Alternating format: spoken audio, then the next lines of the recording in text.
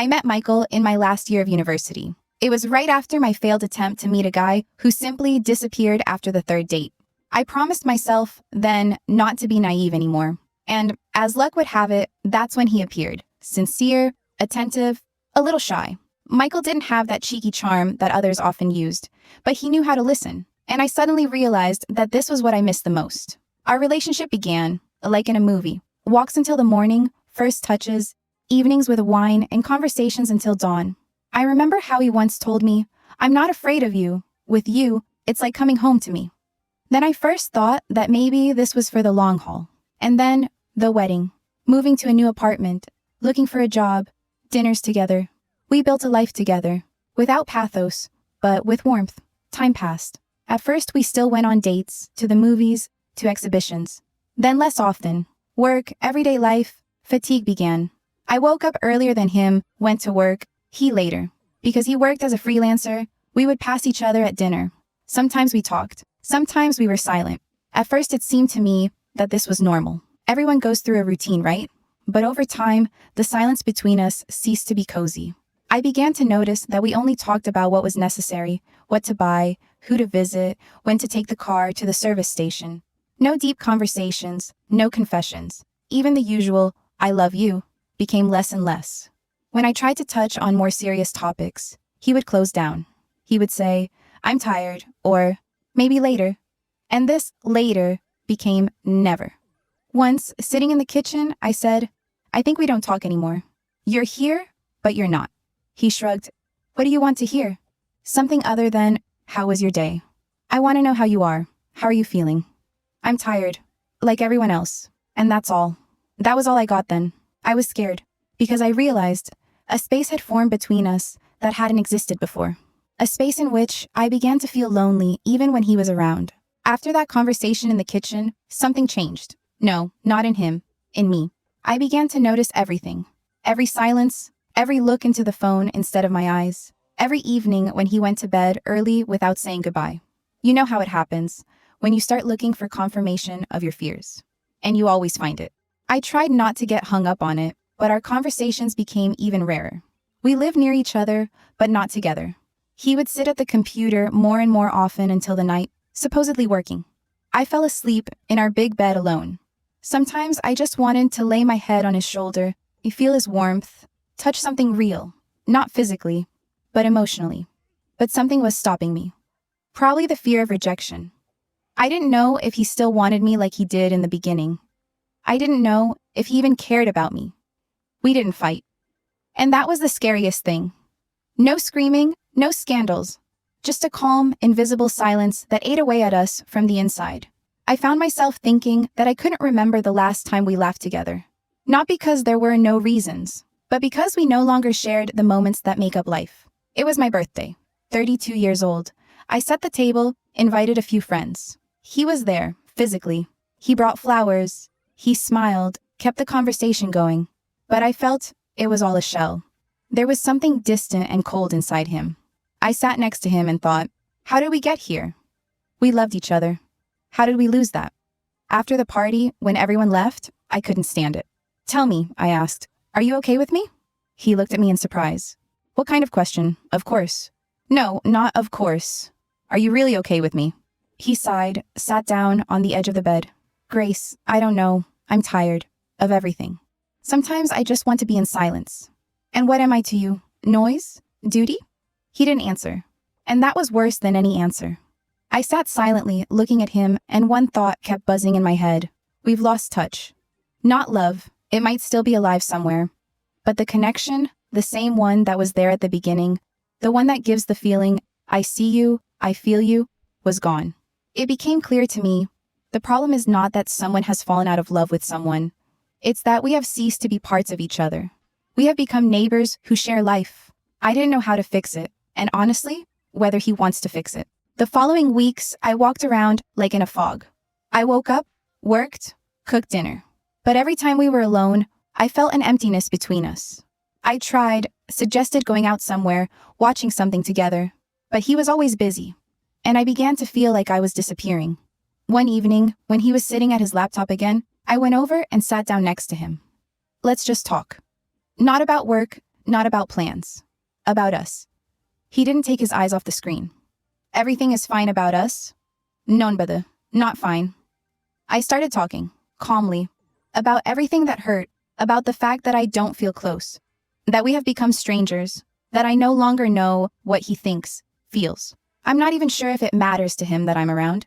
He listened, but he looked away, and then he said, I just can't talk about emotions. I don't know what to say. I don't want to hurt you, but I don't feel what happened before either. Those words hurt, but they were honest, and I appreciated them. After that conversation, a strange calm came, as if we were both afraid to take an extra step, like in a room with broken glass underfoot. Every word could cut, and we were silent. We lived, worked, ate together, and not together. I thought a lot, and I understood more and more. You can't save a relationship if one rowers and the other just swims. But at the same time, I knew that we were not enemies. We were just lost. Maybe not in ourselves, but in everyday life, in work, in the endless stream of things. We didn't notice how we had ceased to be. I decided to act, not for him, but for myself. Because I didn't want to live in the shadow of a past love. I didn't want to get used to loneliness next to a living person. I bought tickets for the weekend. A small village by the lake, a wooden house, silence. I didn't ask if he wanted to go. I just put it before the fact. We need to change the situation. I'm going. You decide whether you're with me or not. He looked at me in surprise. Then he sighed. Okay, I'll go. I didn't need much, just a chance. At least some. We hardly spoke on the way. I looked out the window, caught his reflection in the glass. He seemed foreign to me, but there was still something familiar about him. A warmth that hadn't completely faded. Maybe just hidden under layers of silence and fatigue. The house was simple, cozy. The windows looked straight out onto the water. In the evening, we sat on the porch, wrapped ourselves in blankets, and watched the sun slowly set behind the horizon. Do you remember, I said suddenly, the first time we went together? The mountains, that rain, and your broken umbrella. He smiled. Sincerely. For the first time in a long time. And how we ran wet to that house. The landlady gave us tea and nuts then. Back then, we didn't know how everything would be. We had no plans. But it was somehow easy. It was simple. We were together. And that was enough. We sat in silence. And I realized he remembers. He doesn't care. It's just that the world, with its demands, deadlines, pressure, covered our heads. And we lost what was important. The next day, we went for a walk along the lake. We talked. Not about big things, about little things, like before. I felt a lightness come over me. How my heart no longer clenches with pain, but opens up to meet it. In the evening, when it was already getting dark, he suddenly said, I don't want to lose you. I just didn't know how to say it before. I feel sick about the way we live, but I don't want us to disappear. I don't know how to fix everything, but I want to try. I looked at him, and tears flowed inside me, quiet, warm, not from pain, from hope. I want to too, but we will both have to learn anew, to each other. And to speak when it hurts, even if it's scary. I'm afraid I'll do something wrong. And I'm more afraid of silence than of mistakes. It wasn't a fairy tale ending, but it was a beginning. We didn't promise that it would be like before. We just held hands, sincerely, without protection. And I knew, if we both wanted to, there was a chance. Returning home after that weekend was not triumphant, but quiet. But for the first time in a long time, I wasn't afraid of silence. It was no longer a cold wall between us. It became a space in which something could be born. Of course, nothing had changed from the first day. We didn't become a couple from a romantic comedy. That wasn't our goal. We wanted the real thing. And that means, with tension, mistakes, awkward conversations, and insecurities. We agreed on one thing. To give ourselves 15 minutes every day. No phones, no TV, no unnecessary things to do. Just sit down, together, and talk. Not necessarily about anything important, just sharing. It was ridiculously simple, but the first few times were difficult. We didn't know where to start. We were silent. We sat, we sighed. And then one evening he said, I was thinking about you today, how you used to get up at dawn to make me breakfast when I went on a business trip. Back then I took it for granted. And now, I wish I could take that moment back and thank you better. I smiled. I didn't do it for gratitude, but it's nice to hear. Thanks for remembering. It was a small thing. But that night I went to bed with the feeling we were building something new. Slowly, but sincerely. A few weeks later, we went to therapy together. It was hard, for him and for me. Opening wounds is not as scary as watching another person look into them. But we did it. And we saw how much silence we had accumulated over the years, what topics we avoided, what resentments we hid in handfuls, like pebbles that dragged us to the bottom. We began to call things by their proper names. I said, I am offended when you choose work over our conversation, because it seems to me that I am not a priority for you. And he answered, I wouldn't choose work over you. I just sometimes don't know how else to be. Work is a zone where I'm confident. And with us, I often don't know what to say. We talked, we listened, and we didn't always understand each other, but we didn't run away anymore. Gradually, changes appeared in everyday life. He began to ask how my day was, and listening meant more than just nodding. I learned not to hold grudges until the night, but to speak right away. We laughed more, and we argued too. But now, these weren't battles. These were clashes between two living people who want to stay together despite the pain. One evening, I asked, do you think we still love each other? Or are we just afraid to break up? He thought. I think love is not a state. It's a choice, and I wake up every morning and choose you, even if sometimes I forget how to show it. It wasn't romantic, but it was honest. And at that moment, I realized he really is there. And I am there too, not out of habit, but deliberately. A few months later, we celebrated our anniversary. Not with fireworks, not with trips or expensive gifts. Just dinner at home, our playlist from our youth, and cooking pasta together.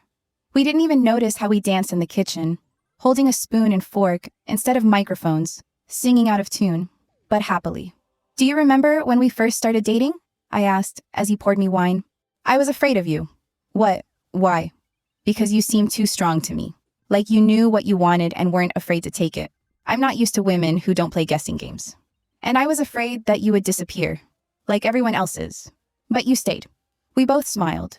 We really had been through a lot. And we stayed. The story, which a few months ago seemed like a sad chronicle of a breakup, suddenly became like a path. A difficult, winding one, but ours.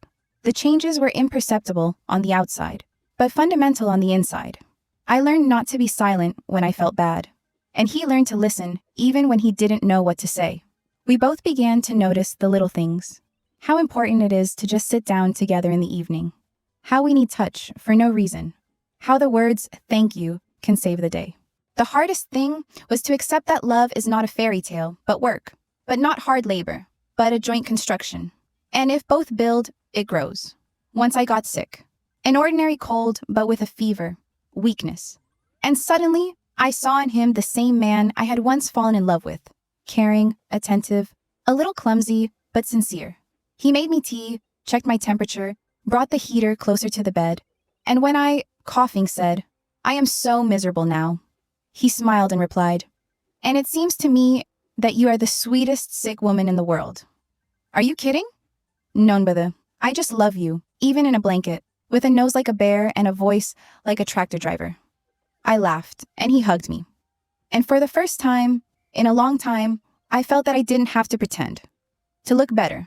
To be perfect. He saw me in all my states. And he stayed. But not everything was as perfect as it seemed. Sometimes the old crack would make itself felt again. We argued again, not often, but a lot. Once he left the apartment at night, slamming the door. Another time, I cried in the bathtub, thinking that we were back to square one. I can't do this. We can't just live from quarrel to reconciliation. I know, but that doesn't mean we have to give up. And he was right. Relationships aren't always about peace. They're about choice.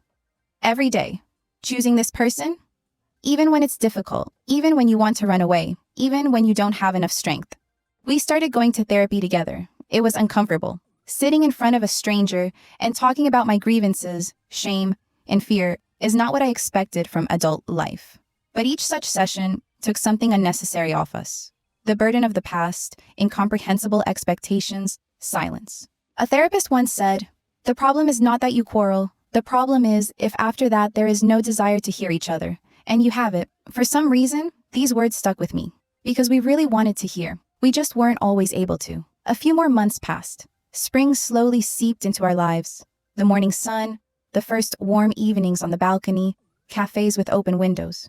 We started walking more, discovering new places in our city. It was as if we were getting to know each other again. Not only each other, but also ourselves. I started writing. For myself. about us. Not perfectly, not artistically, but honestly. In these notes, I saw how much we had been through and how much more we could go through.